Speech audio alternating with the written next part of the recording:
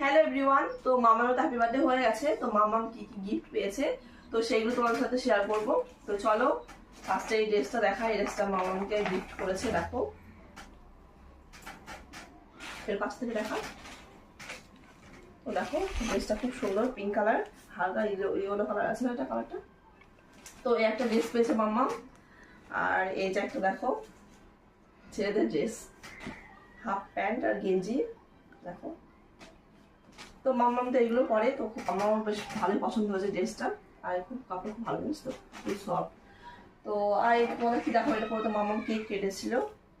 তো এই একটা ড্রেস, এটা তো আমার ভীষণ পছন্দ হয়েছে।